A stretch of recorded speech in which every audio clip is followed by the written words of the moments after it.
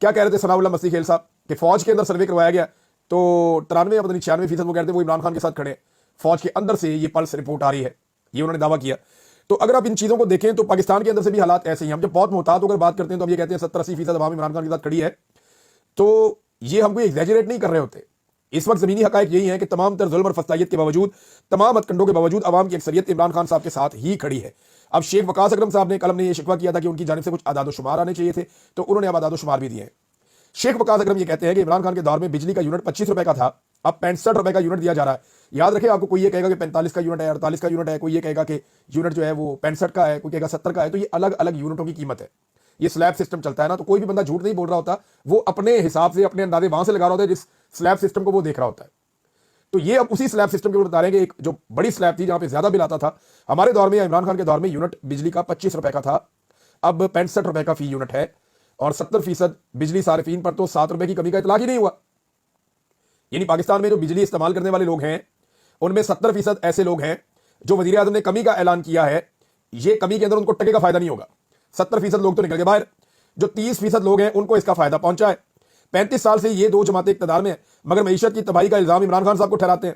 हालांकि इमरान खान साहब का दौर टोटल 3-3.5 साल का है, और वो जो 3.5 साल का दौर है उसमें कोरोना के 2 साल भी हैं, और जो ये बदतरीन मईशत छोड़कर गए थे, बहुत बड़े बड़े इन्होंने गड़े खोदे थे मईशत के अंदर, जो खुद इल्जाम लगाया मिफ्ता इस्माइल साहब ने, इन्होंने तबाह कर दी थी मईशत। इमरान खान साहब ने उसको खड़ा किया बड़ी मुश्किलों से, और जैसे ही वो खड़ी होना शुरू हुई, इन्होंने मिलिट्री एस्टेब्लिशमेंट के साथ मिलकर रजीम चेंज कर दिया पाकिस्तान में, और कौम अब तक उसका खुमियाजा भुगत रही है। 3 साल उस रजीम चेंज को भी हो गए। अब अप्रैल का महीना शुरू हो चुका है, ये वीडियो आप 6 अप्रैल को सुन रहे हैं सुबह के वक्त, और अभी ठीक 3-4 दिन के बाद वही दिन आ जाएगा जब इमरान खान साहब की हुकूमत खत्म की गई और एक इंपोर्टेड हुकूमत बनाई गई। उसके खिलाफ एक तारीखी ट्रेंड भी चला था इंपोर्टेड हुकूमत नामंजूर का। उस वक्त शहीद अरशद शरीफ भी जिंदा थे, उन्होंने सवाल उठाया था वो कौन था। उस रात मैंने रिपोर्ट किया था कि इमरान खान साहब एक डायरी लेकर निकले, फिर मैंने ये भी रिपोर्ट किया था कि इमरान खान साहब ने हमसे सवाल किया कि कोई रह तो नहीं गया इस मुल्क में जो मेरे खिलाफ ना हो। तो आज हम इमरान खान साहब को कह सकते हैं कि खान साहब कौम के अलावा सारी आपके खिलाफ है, पूरी कौम आपके साथ खड़ी, आपकी पार्टी के अंदर भी लोग आपके खिलाफ है।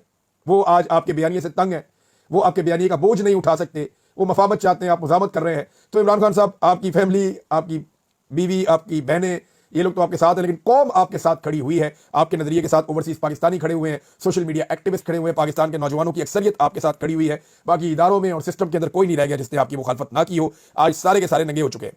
दूसरा, नाज़रीन, अख्तर मेंगल साहब के मामले में मामला बहुत संजीदा हो गया और वहां पर घेरा डाल दिया सिक्योरिटी फोर्सेज ने।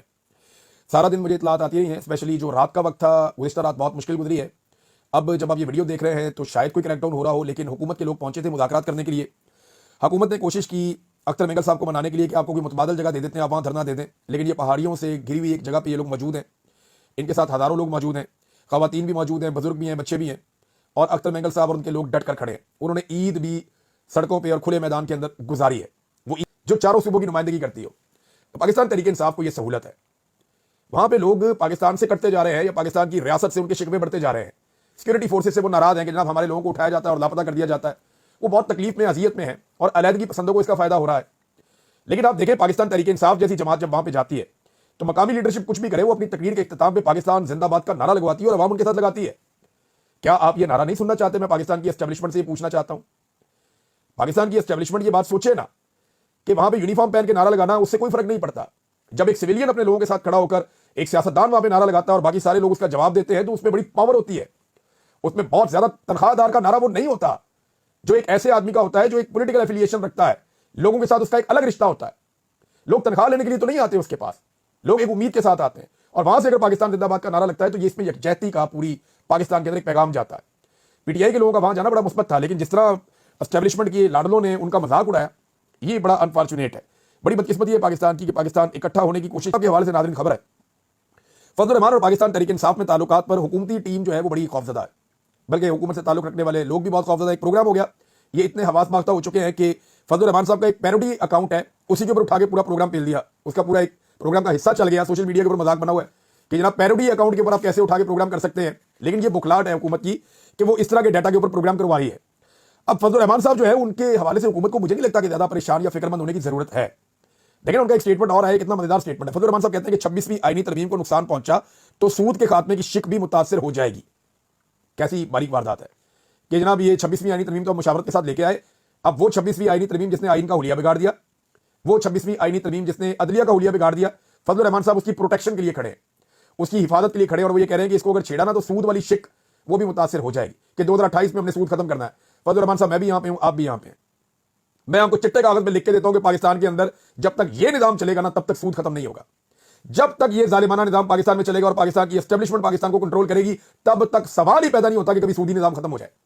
क्योंकि हमारी एस्टेब्लिशमेंट के ताने बाने जाकर मिलते हैं मगरिब के साथ, अमेरिका को ये कभी ना कर नहीं सकते, लिहाजा ये कभी भी सूदी निजाम के खिलाफ नहीं जाएंगे। और सूद का निजाम तभी खत्म होगा फजल रहमान साहब जब इस निजाम को आप बदलने में कामयाब हो जाएंगे।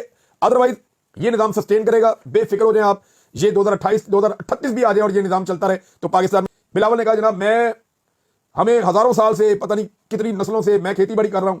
बिलावल साहब को मैं चैलेंज करता हूं, मूली एक उगा के दिखा दें मुझे, या धनिया की फसल लगा के दिखा दें, या कोई छोटी मोटी फसल ही उगा के दिखा दें।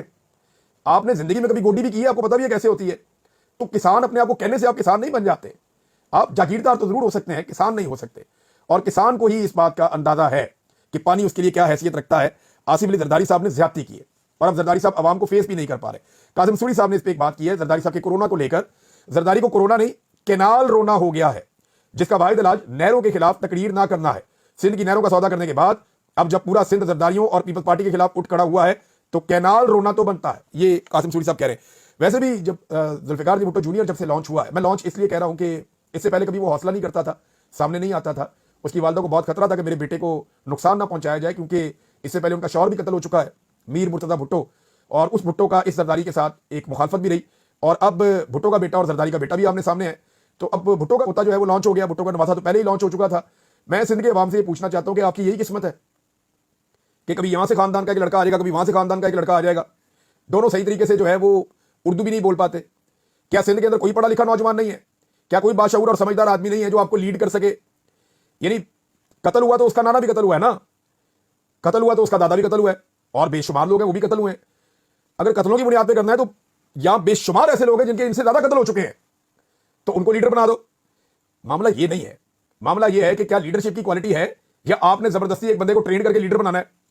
मरूसियत जो है वो सियासत के अंदर जब तक रहेगी तब तक आपको ऐसे लीडर्स मिलते रहेंगे जो सब स्टैंडर्ड होंगे, यानी जिनकी काबिलियत नहीं होगी लेकिन क्योंकि उनके अंदर लीडर का खून बह रहा है या उनके जिस्म के अंदर जो रगों में खून दौड़ रहा है वो एक ऐसे शख्स का है जो माजी में लीडर रह चुका है या बड़े ओहदे पे बैठा रह चुका है, सदर या वज़ीर आज़म रह चुका है, उसका माँ बाप या दादा दादी या नाना नानी। लिहाजा इस बंदे का हक पहुंचता है कि इसको अब सियासत करवाई जाए, तो करवाएं।